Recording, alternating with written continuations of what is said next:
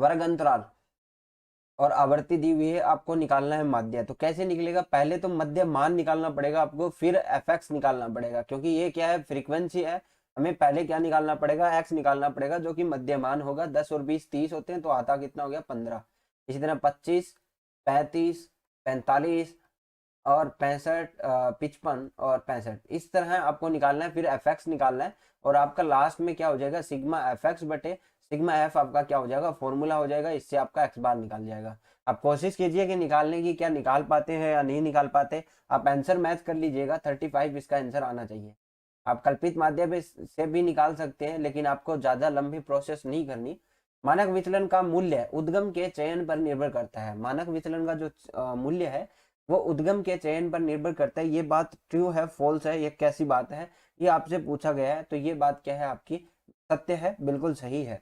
मानक विचलन का गुणांक होता है, मानक विचलन का गुणांक कैसा होता है, मानक विचलन बटे माध्यिका होता है, या फिर मानक विचलन बटे माध्य इंटू 100 होता है। आपको बताना है कि इसमें सही क्या होगा। तो मानक विचलन बटे माध्य, आपको सबको याद होगा, स्टैंडर्ड डेविएशन बटे एक्स बार इंटू 100 आप निकालते हैं। जो मानक विचलन है, स्टैंडर्ड डेविएशन का गुणांक निकाल। मानक विचलन का मूल्य बदला जाएगा यदि कोई भी अवलोकन बदला जाता है। ये बोलता है कि अगर कोई भी संख्या बदली जाती है, कोई भी पद अगर बदला जाता है, तो क्या मानक विचलन का मूल्य बदल जाएगा या फिर नहीं बदलेगा। ये दोनों चीजों में आपको ट्रू फॉल्स पूछा है, तो आपका क्या हो जाएगा, ये सही है। आपका मूल्य क्या होता है, बदल जाएगा। जब भी सभी मूल्य समान हो, विचरण तथा मानक विचलन होंगे। अगर मान लीजिए कि सभी मूल्य समान है और उसका विचरण निकाला जाए और फिर मानक विचरण निकाला जाए, तो क्या होगा, ये क्या समान होगा, तो इसका मतलब 0 होगा, क्योंकि विचलन क्या है आपका नहीं आएगा। और विचरण फिर क्या हो जाएगा, मानक विचरण नहीं आएगा, तो फिर मानक विचलन क्या हो जाएगा। जब मध्य मूल्य माध्य के निकट स्थित होते हैं तो मानक विचलन होते हैं। जब मूल्य जो है, जो हमने माध्य निकाला है, जिसे हमें विचलन लेना है, उसके अगर निकट है, तो फिर आपका मानक विचलन कैसा होगा, मानक विचलन फिर कैसा हो जाएगा आपका, छोटा होगा। बिकॉज एक चीज समझिए कि आपका, जैसे हम माध्य निकालते हैं और फिर उसका क्या निकालते हैं, विचलन निकालते हैं और उससे मानक विचलन निकालते हैं, ठीक है। तो ये विचलन जितना ज्यादा आएगा उतना ही मानक विचलन ज्यादा आएगा। जब आपको पता है कि आपकी जो संख्याएं हैं वो माध्य के आसपास है, तो आपको पता है कि मानक विचलन बहुत ही छोटा सा आएगा। यदि सभी मूल्य में समान राशि घटाई जाती है या जोड़ी जाती है, तो वितरण और मानक विचलन में क्या प्रभाव रहेगा, ये क्वेश्चन पूछा है। तो इसमें क्या रहेगा आपका, अपरिवर्तित। बिकॉज समान राशि आपने जोड़ी है और समान ही घटाई है, तो विचलन विचलन और जो आपका माध्य है उसमें ज्यादा डिफरेंस नहीं होता, तो ये अपरिवर्तित रहते हैं। यदि सभी मूल्यों में समान राशि घटाई या जोड़ी जाती है, तो माध्य में मात्रा में बढ़ेगा या फिर घटेगा, ये चीज आपको बताना है। तो ये आपका जितनी संख्या हम जोड़ रहे हैं, जितनी संख्या जोड़ रहे हैं उस हिसाब से क्या हो जाएगा आपका, उसी अनुपात में बढ़ जाएगा, तो ये क्या रहेगा, समान रहेगा। यदि सभी मूल्यों को समान मात्रा से गुणा किया जाता है, तो उसी मात्रा के गुणांक होंगे। कौन कौन से जो गुणांक है उसी मात्रा के होंगे, तो ये आपके माध्य और विचलन जो है उसी मात्रा के गुणांक होंगे, माध्य तथा विचलन आप लिख। एक मध्यम दर्जे के गैर सममित वितरण के लिए माध्य विचलन बराबर मानक विचलन का 4/5 है। तो क्या ये सही है। कौन सा वितरण है आपके पास, आपके पास गैर सममित वितरण है। कैसा वितरण है, गैर सममित वितरण है, तो ये आपकी बात क्या होगी। मध्यम दर्जे के गैर सममित वितरण के लिए चतुर्थ विचलन किसके बराबर है, 1/3 के मानक विचलन के बराबर है। क्या ये बात सही है, ये बात भी क्या है, गलत है। मध्यम दर्जे के गैर सममित वितरण के लिए मानक विचलन का संभाव्य विवरण बराबर मानक विचलन का 1/3 होता है। तो ये बात क्या होगी आपकी, ट्रू है या फिर फॉल्स है, तो ये भी बात आपकी गलत है। तो आपको इन चीजों पे ध्यान ही देना, क्योंकि गलत बातें आपको याद करके नहीं जानी, गलत बातें आपको याद करके ही नहीं जानी। चतुर्थक विचलन बराबर मानक विचलन का संभाव्य विवरण, ये बात ट्रू है या फिर फॉल्स है, लेकिन ये बात आपको याद रखनी है कि चतुर्थ विचलन बराबर क्या होगा, मानक विचलन का संभाव्य विवरण, ये बात है। माध्य विचलन का गुणांक क्या होता है, तो माध्य विचलन बटे यहाँ पे माध्य विचलन गुणांक पूछा है, तो आपको माध्यिका देखनी पड़ेगी, बहुलक दे रखा है यहाँ पे, माध्य विचलन इंटू 100 बटे माध्यिका होना चाहिए।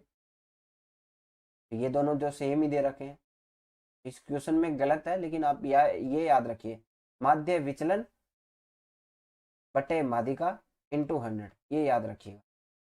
चतुर्थक विचलन का गुणांक बराबर चतुर्थक विचलन इंटू 100 बटे माध्यिका। विचलन का गुणांक जो ऊपर हमने जो क्वेश्चन देखा कि ऊपर तो पूछा है माध्य विचलन का गुणांक, यहाँ पे हमें क्या पूछा है, चतुर्थक विचलन का गुणांक। तो आप याद रखिए चतुर्थक विचलन क्वार्टरली डेविएशन बटे क्या हो जाएगा, 100 सॉरी इंटू 100 बटे माध्यिका हो जाएगा। तो आपका ये बात क्या हो जाएगी, आपकी ये ऑप्शन सही हो जाएगा। कार्ल पियर्सन का माप देता है, कार्ल पियर्सन का माप हमें क्या निकाल के देता है, ये विचरण गुणांक निकाल के देता है टीवी में रेंज का सबसे बड़ा उपयोग होता है। किस में रेंज का सबसे बड़ा प्रयोग होता है, तो गुणवत्ता नियंत्रण में रेंज का सबसे बड़ा नियंत्रण होता है, क्वालिटी जो कंट्रोल है के लिए हम रेंज का प्रयोग। माध्य एक निरपेक्ष माप होता है तथा मानक विचलन उस पर आधारित होता है, अतः मानक विचलन एक सापेक्षिक माप होता है। क्या बोला कि माध्य एक निरपेक्ष माप है, ये सबको पता है, और मानक विचलन उस पर आधारित है, लेकिन मानक विचलन क्या एक सापेक्षिक माप होता है, ये आपको बताना है कि ये ट्रू है या फिर फॉल्स है। ठीक है, तो ये बात क्या है, असत्य है, बिकॉज आपका मानक विचलन जो है वो भी निरपेक्ष माप है। और यहाँ पे एक चीज ध्यान रखिएगा, मानक विचलन जो गुणांक पूछेगा आपसे, मानक विचलन जो गुणांक पूछेंगे वो आपका सापेक्षिक माप होगा। तो गुणांक जो है जितने भी आपके जो है सापेक्षिक माप। अर्ध चतुर्थक रेंज एक प्रासामान्य सममित वितरण में रेंज का चौथाई होता है। क्या होता है, रेंज का चौथाई होता है, तो ये बात सही है। की गणना के लिए संपूर्ण आवर्ती सारणी अपेक्षित होती है। किसकी गणना के लिए संपूर्ण आवर्ती सारणी अपेक्षित होती है, तो ये होता है आपका रेंज और विचरण दोनों। बिकॉज हमें रेंज निकालनी है तो फिर ऊपर और नीचे के मूल्य चाहिए, और विचरण निकालना है तो भी हमें सारे पद चाहिए। विचरण का सापेक्षिक माप समान यूनिटों में विचलनों को तुलनीय बनाता है। विचरण का जो सापेक्षिक माप है वो समान यूनिटों में क्या करता है, विचलनों को तुलनीय बनाता है।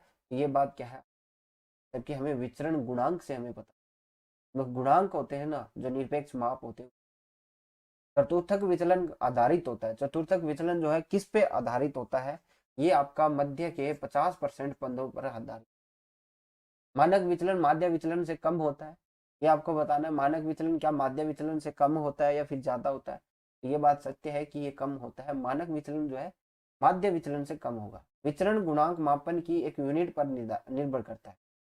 विचरण गुणांक जो है मापन की एक यूनिट पर निर्धारित करता है, ये बात क्या है, जो है विचरण गुणांक एक सापेक्षिक माप है, तो मैंने पहले भी बता दिया।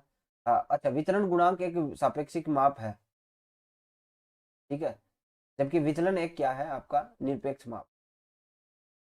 नेक्स्ट देखिए, कोफिशिएंट ऑफ वेरिएशन यानी सीविक इज इक्वल टू किसके इक्वल होगा, तो आप लोगों को ये फॉर्मूला पक्का रट के जाना है, भूलना नहीं है। Standard deviation x bar into 100, तो आपका कहाँ पे दे रखा है, ये सी ऑप्शन में दे रखा है।